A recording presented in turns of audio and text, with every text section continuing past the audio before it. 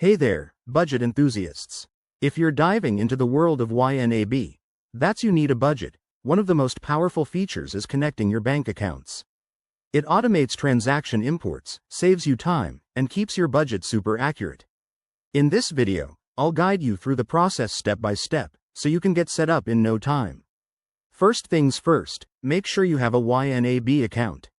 If you don't, head over to their website and sign up. It's free for a trial period.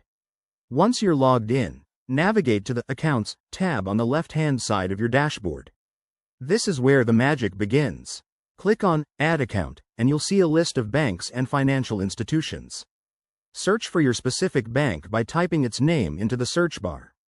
YNAB supports hundreds of banks worldwide, so yours should pop up. If it doesn't, don't worry. You might need to use the manual import option later.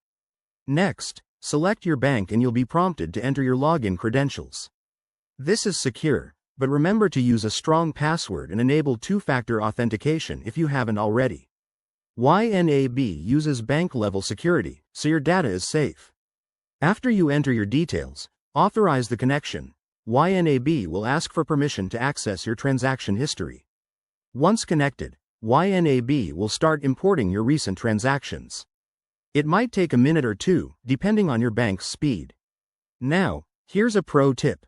Double-check the imported transactions for any errors or duplicates. You can categorize them as needed to keep your budget on track. If you run into issues, like connection errors, try refreshing the page or contacting YNAB support. They're fantastic at helping out. And that's it. You've successfully linked your bank account to YNAB. This step will make budgeting feel effortless and help you stay in control of your finances.